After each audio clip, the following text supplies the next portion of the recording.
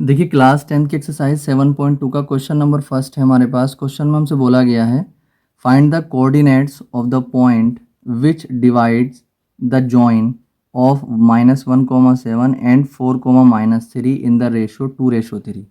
तो देखिए क्वेश्चन में हमसे बोला गया है कि हमें उस पॉइंट के कोऑर्डिनेट्स फाइंड करने हैं जो इन दोनों पॉइंट्स को मिलाने वाले लाइन सेगमेंट को 2:3 में डिवाइड करता है।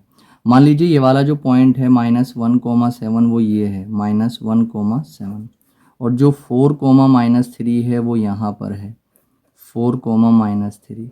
इन दोनों को अगर मान लीजिए मैं मिला देता हूँ, ठीक, तो यहाँ पर एक लाइन सेगमेंट बन गया है। इस लाइन सेगमेंट को कोई पॉइंट है जो 2:3 में डिवाइड करता है। मान लीजिए वो ये पॉइंट है जो इस लाइन सेगमेंट को 2:3 में डिवाइड कर रहा है, ठीक है। देखिए रेशो का मतलब भी आप समझ लीजिए। जैसे मान लीजिए मैंने एक लाइन यहाँ पर खींची है, ये ए बी है और मैंने इसको 5 हिस्सों में बांट लिया, 4 हिस्सों में बांट लिया, 1 2 और 3 और 4, 1 2 3 4, ठीक है। और ये तीनों के चारों हिस्से जो थे वो इक्वल थे बिल्कुल। तो अगर मान लीजिए इस पॉइंट के बेस पे मैं इस ए बी को जो है डिवाइड करता हूँ, तो देखिए एक हिस्सा इसका यहाँ पर है तो ये 1 और रेशो, और बाकी 3 हिस्से इधर हैं तो ये कितना हो जाएगा 1:3। अब अगर इस पॉइंट के बेस पे इस ए बी को देखा जाएगा तो देखिए 2 हिस्से यहाँ पर हैं और 2 हिस्से यहाँ पर हैं। इसी तरीके से अगर इस पॉइंट के बेस पे इस ए बी को देखा जाएगा तो इसके लिए रेशो जो हो जाएगा वो कितना हो जाएगा, 3 हिस्से यहाँ पर हैं और 1 हिस्सा यहाँ पर है, ठीक।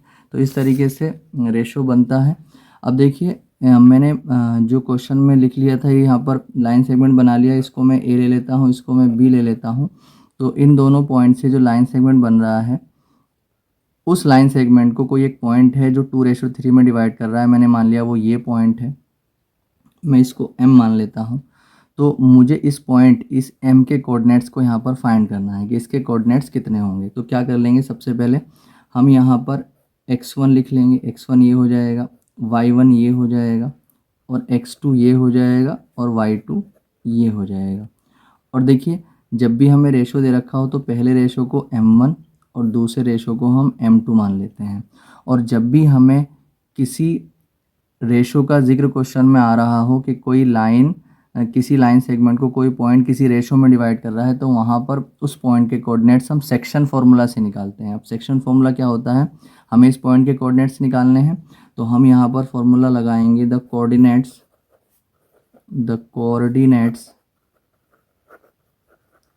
ऑफ एम के कोऑर्डिनेट्स हमें निकालने हैं। तो यहाँ पर सेक्शन फार्मूला लगाएंगे। सेक्शन फार्मूला होता है m1x2 plus m2x1 upon m1 plus m2 comma m1y2 plus m2y1 upon m1 plus m2।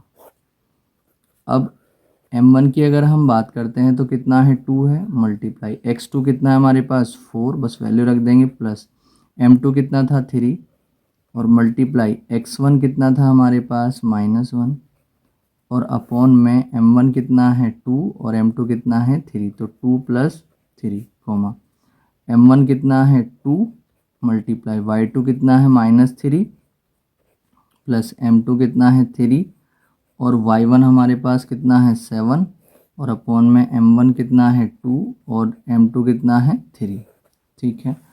अब मल्टीप्लाई हम करेंगे आगे, 2 4 ज़ा 8, इन दोनों की मल्टीप्लाई करेंगे, ये प्लस ये माइनस, माइनस में आएगी मल्टीप्लाई, 3 1 ज़ा 3 और अपॉन में 2 और 3 5 हो जाएंगे कॉमा, ये प्लस ये माइनस, माइनस में आएगी मल्टीप्लाई, 2 3 ज़ा 6 और प्लस में 3 7 21 और अपॉन में 2 और 3 5 आ जाएंगे, ठीक है।